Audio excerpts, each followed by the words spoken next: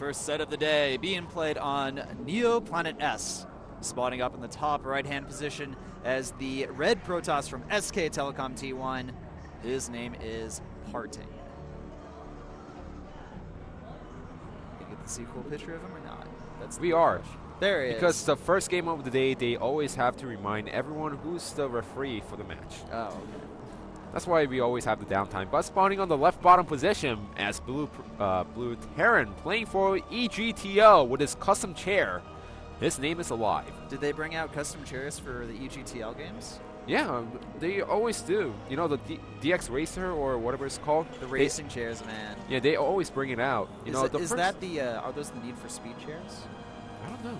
Because I know Flo, an American pro gamer from the USA. No, they're a different company, if I recall correctly. Okay. But, you know, I'm not 100% sure. We've seen these chairs back in, you know, I don't want to be too nostalgic, but Korean Air OSL Season 2 Finals in Shanghai. We saw the chairs for the first time. Flash was happy with it.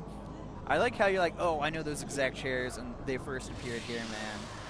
You got that knowledge.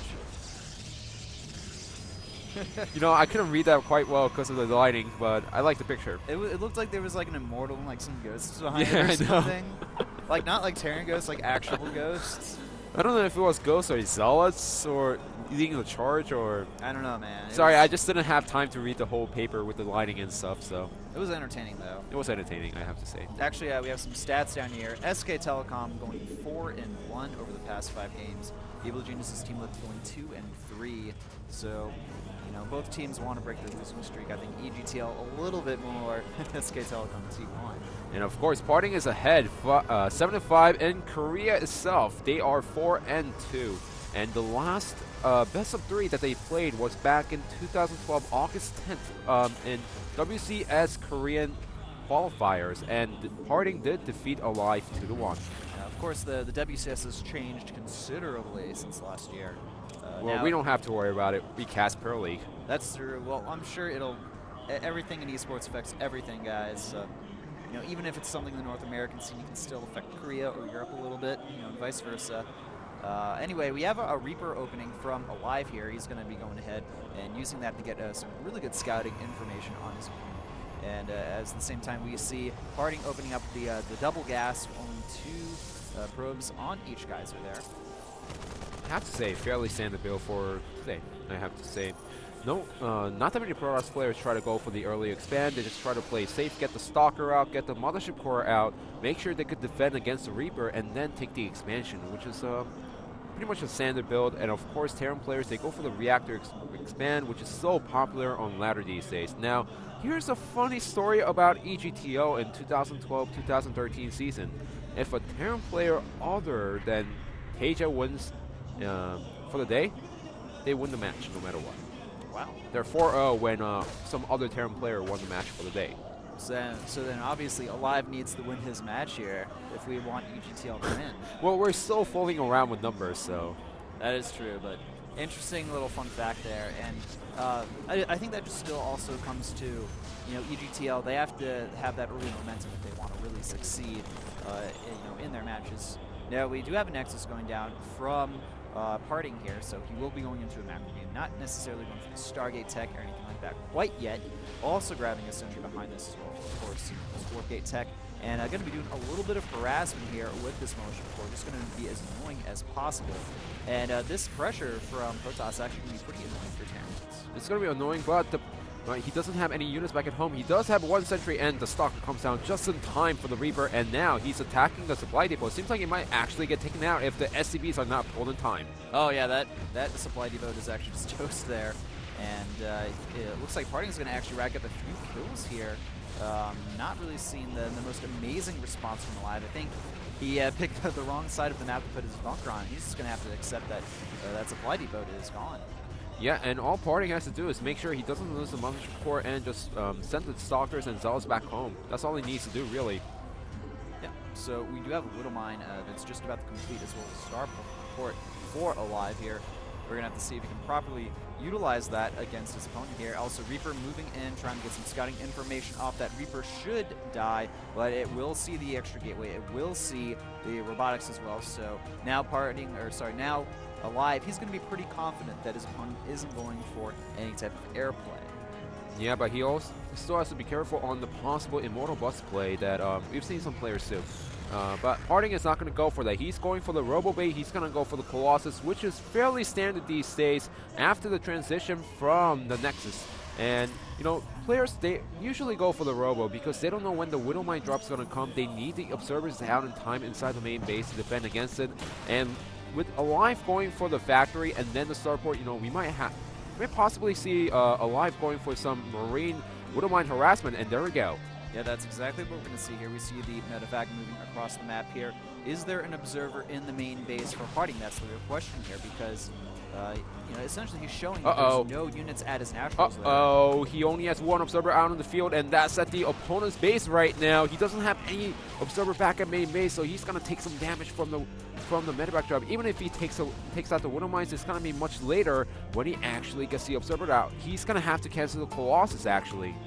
Yeah, I mean, even if he doesn't cancel the Colossus here, I mean, or even if he does, he's still going to take a lot of damage. We have Widow Mine drop moving in here. Look at that Widow Mine on the high ground there, but it's going to get scanned. And now Widow Mine's dropping into the main base of our Protoss player here. Widow Mine's going off, not doing a lot of damage. Harding doing an excellent job pulling his probes there. So now, you know, the Mothership Cannon was forced in the main base, and we're going to have an observer on the way after that Colossus finishes. But I have to say that, you know, Harding didn't take too much damage here. You know, does he not know about the Widow Mines? Because he should actually start splitting up the probes. If not, if the second one goes off, then he's going to take a lot of damage. Oh, look at that. Harding so smart moving his probes away just at the last second there. Looks like he has these Widow Mines timed out pretty well. He's still going to take a few more losses here, but overall, only 6 probes have been killed. And this was a little bit of a commitment from our Protoss player, sorry, Terran player here, so... You know, I'm also disappointed that Alive did not split up the Widow Mines, one in the main base and one in the natural, to keep the Protoss player on the toes. And in this case, it would have worked out perfectly because you deny mining from 2 bases at the same time. Yeah, I completely agree with you. I would have loved to see the double Widow Mine play, one in each expansion, but, you know, it's not what happened here. And it's not like Alive didn't do any damage, he just didn't do a significant amount, I want to say. And also, he bought enough time to get the 3rd command center up without getting punished. That's the biggest point. Now, with Harding moving out on the map, he does have the Colossus. His opponent has 2 Widow Mines, 21 Marines, so really high Marine count, I have to say, by Alive. Look at this, though. We have Harding. I think he's going to be going for a 2-base bust here because he's stopped his pro production at 48. He's getting a forward pylon out here, adding additional gateways. Alive, he does not have a lot of supply compared to his opponent. It's 88 to 91 here. Now, Alive, he's going to have a good idea of what's coming his way here, and he's even building more bunkers. But the problem is, his Vikings right now, you know, doesn't have a lot of them. He doesn't have stim yet. Combat shields will finish up before this attack, but this is going to be very tough for Alive to hold here. And like I said, the main composition of the unit is Marines, and Marines are pretty much opposed to the Colossus when the bunkers go down. So now, Harding trying to pick up the SCVs one by one, trying to go for the bunkers. He has enough stalkers against the Vikings as long as he micros it perfectly. Yeah, as long as the crisis management for Alive here is very good, then he should be able to survive here. I think Harding has realized his attack is not going to work, and he is still ahead in the worker supply, though, so, you know, even if this attack doesn't do a shit ton of damage, excuse me, it's still relatively effective. You know, I wouldn't say that Harding wanted to go for the 2-base bust because he would have warped in tons of zealots at the front with tons of sentries. But look at this, he's going for the Templar Archives, getting the 3rd Nexus down, getting the Forge with the upgrades and the charge. So all he wants to do is keep his opponent inside the 2-base, make sure that his 3rd command center does not get lifted because he knows that his opponent has the 3rd orbital command, so trying to deny the usage. Very nice play by Harding. I have to say this is pretty cool from him. Basically, he's prevented his opponent from dropping because he's applied so much pressure in that midpoint. Now, you know, he had to sacrifice a little bit of economy, but not a huge amount. And, you know, when we look at things, the Terran player had, look at all the bunkers there. Look at the SCVs not mining there. And he's actually behind in the working count as well. Yeah, and we're already at 13-minute point. He has the 3rd command center that's not landed at the 3rd base yet. So that's a huge problem for Alive's economy. And he does even spot the double medevac at the total clock position. Yeah, look at that, instantly boosting out of there, realizing he won't be able to apply any damage here. He will at least be able to take out this pylon, but Alive, it looks like he wants to go ahead and secure his 3rd base now, floating that command center over to that location. And at the same time, we see Alive is actually going to be a little bit ahead in the upgrade wars here because that 1-1 is already complete for Hamlin. It looks like our Protoss player, I don't think he actually has any +1 attack upgrades, just focusing on +1 armor. Yeah, he's just focusing on armor because he sacrificed for the gas for the Templars and the Storm. So Storm is already finished for Parting right now, so if Alive doesn't be careful, then even if he has the better upgrades, he might lose the game still because of the high Templar. So now he's getting the Ghost Academy. He's going to get the EMPs out, the crucial EMPs on the high Templars. Now, I want to go back on what Parting did before with the pressure. You know, it's a great method to keep your opponent inside the 2 base, but it's also really risky if you don't have the right amount of units, because sometimes you just sit there for a long time and the Terran player squeezes out so many units that you can't handle what Terran player has. I mean, when it comes to Protoss, being aggressive can be a double-edged sword. Sometimes it'll work out great for you, and you can do a lot of damage, potentially even end the game, but if it doesn't work out for you, then you generally are very far behind in the game. You might even lose right after, really. Yeah, within exactly. 5 minutes. Yeah. All right, so Parting is starting to accumulate a lot of high Templar here. Looks like he's prepared pretty much for any type of drop play. It looks like Alive isn't even going to be doing much of drop play here. And I also want to point out, Parting has a lot of observers on the map. He even is making another one right now, and Alive hasn't really spotted any of them. He hasn't really been keen on active and sniping them. Yeah, and also making a lot of observers on this map is crucial because of no watchtowers. There's 5 different paths that your opponent can attack into your main base and the third base, so you need to watch out. You need to get the observers out on the field and make sure where your opponent's main army is. And that's why I also like Rain's play with the Stargate on this map, because of the Oracle and the... What was the skill called? Envision? Envision? Yeah. Revelation, Envision. Still Revelation confusing. is the one that reveals things, and Envision is the detection. Still confuses me at times, so...